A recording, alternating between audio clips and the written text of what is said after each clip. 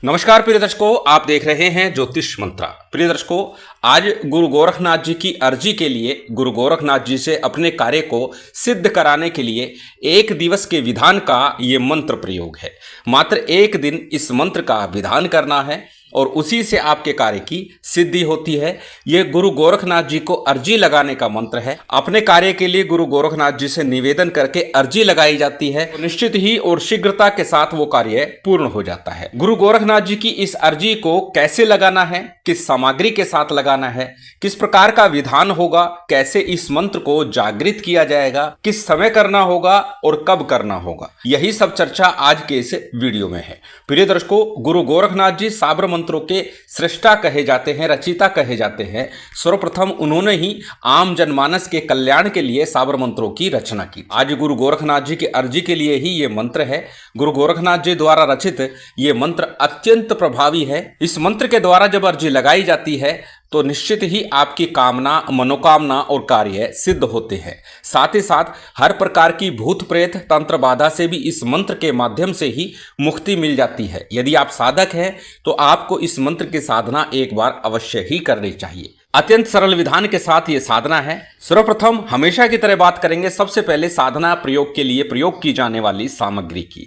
सभी सामग्री आपकी स्क्रीन पर है। इस प्रयोग में सामान्य पूजन सामग्री जिसमें अक्षत, पुष्प, धूप, दीप, नैवेद्य, फल फूल, मिष्ठान, जो भी आपकी व्यवस्था हो, जो आपके पास हो, जितनी आपकी व्यवस्था बन जाए वो सब ले लीजिएगा। इसके साथ मुख्य सामग्री जो अर्जी के साथ प्रयोग की जाएगी वो भी आपकी स्क्रीन पर लिखी हुई है, जिसमें एक गेरवा वस्त्र 2.25 या 5.25 मीटर वस्त्र लेना है। अच्छा होगा 5.25 मीटर ही वस्त्र लें, लेकिन आप 2.25 मीटर वस्त्र लेंगे तो भी आपके कार्य की सिद्धि हो जाएगी। साथ ही खीर का नैवेद्य हो या फिर चावल में शक्कर और घी मिलाकर के आपने नैवेद्य तैयार करना है। एक डोने में थोड़ी सी खीर हो या फिर उसमें चावल ले लीजिएगा और उसके ऊपर शक्कर और घी डालकर उसका नैवेद्य आपको गुरु गोरखनाथ जी को अर्पित करना है। इसके साथ में 2 पान के पत्ते, अगरबत्ती, फूल, बताशे, लौंग, ये सभी सामग्री आपको लेनी है इस अर्जी के लिए। जहां तक बात करें आसन और वस्त्र की, तो स्वच्छ वस्त्र पहन करके आपको साधना करनी है। प्रयास कीजिए पीले या गेरवे रंग के वस्त्र पहन करके ही आप साधना करें। यदि व्यवस्था नहीं है तो साफ स्वच्छ वस्त्र पहन के साधना कर सकते हैं। काले और नीले रंग के वस्त्रों का प्रयोग साधना काल में नहीं कीजिएगा। बात यदि करें माला की, तो रुद्राक्ष की माला सबसे उत्तम होगी जो प्राण प्रतिष्ठित हो, अथवा हकीक की माला का प्रयोग कर सकते हैं। पीले हकीक या लाल हकीक की माला का प्रयोग किया जा सकता है। जो भी माला ले वह प्राण प्रतिष्ठित ले, ज्यादा उत्तम होगा, आपका कार्य शीघ्र सफल हो जाएगा। अब बात करते हैं कैसे और कब इस साधना को, इस प्रयोग को करना है। प्रिय दर्शकों, इस प्रयोग के लिए सर्वोत्तम है शुक्ल पक्ष का प्रथम रविवार। जब अमावस्या के बाद रविवार हो उस समय इस प्रयोग को कीजिएगा, ज्यादा अच्छा होगा। गुरु गोरखनाथ जी के धूणे पर शिव मंदिर में इस प्रयोग को आप संपन्न करें, इस साधना को संपन्न करें। यदि व्यवस्था नहीं बन पाती तो घर में रहकर भी आप साधना कर सकते हैं। किसी प्रकार की क्लिष्टता नहीं, किसी प्रकार की दिक्कत परेशानी नहीं है। अब किस समय इस साधना को करना है? प्रातःकाल सूर्योदय के समय करें, ज्यादा उत्तम होगा। अन्यथा संध्या काल भी कर सकते हैं। दोनों वक्त मिले के समय इस साधना को किया जा सकता है। अब कैसे करनी है? जिस दिन भी आप ये प्रयोग, ये साधना कर रहे हैं उस समय में आपको पहले हाजिरी तैयार कर लेनी है और हाजिरी तैयार करके अर्थात भोग निवेदन देना है आपको गुरु गोरखनाथ जी के स्थान पर, भगवान शिव के मंदिर में। जहां भी व्यवस्था हो, जहां आप जा सके वहां इस भोग सामग्री को लेकर के जाइएगा। साथ ही साथ एक हाजिरी नगर खेड़ा के लिए तैयार करनी है, जो नगर खेड़ा के देवता होते हैं। आपके गांव देहात में सब जगह एक देवस्थान होता है जो नगर खेड़ा का देवता कहलाता है। यदि आप शहर में रहते हो और वहां पर आपको ज्ञात नहीं है नगर खेड़ा के देवता कौन है, तो आप भैरव जी के मंदिर जाकर उस अर्जी को रख करके आइएगा। अब अर्जी कैसे तैयार करनी है? अर्जी तैयार करने के लिए जो सामग्री बताई है वो सामग्री ले लीजिए। 2 डोने लेने हैं, दोनों के अंदर एक में प्रसाद लेना है और एक में फूल, लौंग, इलायची, बतासे इत्यादि चीजें जो बताई है स्क्रीन पर सब लिखित रूप में है। ये 2 जगह तैयार करनी है, अर्थात 4 डोने लेने हैं।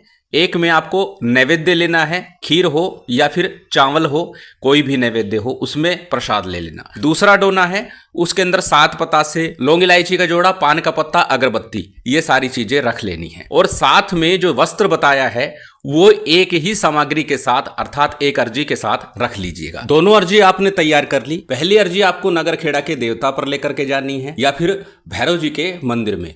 यदि जल स्थान बहता हुआ जल हो तो वहां पर भी इसे रख करके आ सकते हैं। दूसरी अर्जी भगवान शिव के मंदिर में या गुरु गोरखनाथ जी का धूना हो वहां रख के आइएगा और वहीं आपको वस्त्र भी चढ़ाना है। नगर खेड़ा के देवता के स्थान पर सिर्फ अर्जी रख करके आनी है। वस्त्र को सिर्फ गुरु गोरखनाथ जी के धूने पर या मंदिर में ही रख करके आना है। 5.25 मीटर गेरवा वस्त्र लिया है वो आपको रख करके आना है। अब यदि व्यवस्था बन जाए धूने पर या मंदिर में तो वहीं बैठकर इस मंत्र का जप कर लीजिएगा। यदि व्यवस्था ना बने तो घर में जप कीजिएगा।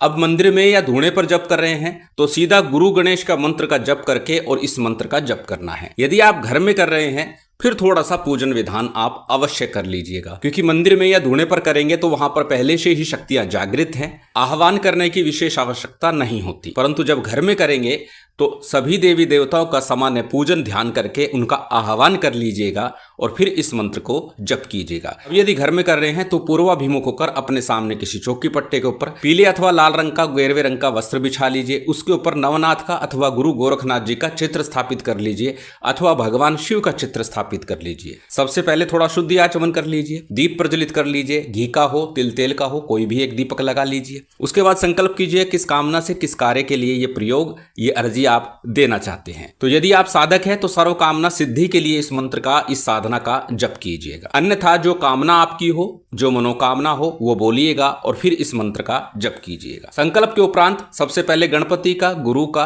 कुलदेव, पितृदेव, स्थानदेव इन पंचदेव का सामान्य सा ध्यान पूजन कर लीजिए। उसके बाद भगवान शिव का, गुरु गोरखनाथ जी का भी ध्यान पूजन कीजिए, साथ ही साथ भैरव जी का ध्यान पूजन कर लीजिए। उसके बाद में गणपति मंत्र और गुरु मंत्र का आपको यथाशक्ति जप करना है। संभव हो तो एक एक माला अन्यथा 11 बार 21 बार जप कर लीजिए गणपति और गुरु मंत्र का। गणपति मंत्र के रूप में ओम गंग गणपते नमः या ओम गणेशाय नमः मंत्र का जप कर सकते हैं। बात करें गुरु मंत्र की तो ओम गुरु गोरक्षनाथाय नमः इसी मंत्र का जप कर सकते हैं अथवा ओम नमः शिवाय भगवान शिव के इस पंचाक्षरी मंत्र का जप कर सकते हैं, जो भी आप सहजता सरलता से बोल सके। यदि गुरु दीक्षा ली है तो अपने गुरु मंत्र का ही जप कीजिएगा। गुरु गणेश मंत्र का जप हुआ, उसके बाद आज का जो मूल मंत्र है इसका आपको जप करना है। आज का मंत्र साबर मंत्र है और साबर मंत्रों की चर्चा हो तो साबर सिद्धि मंत्र का जप करना भी श्रेयकर होता है। साबर सिद्धि मंत्र आपकी स्क्रीन पर है, इसका जप 11 बार कर सके तो उत्तम होगा।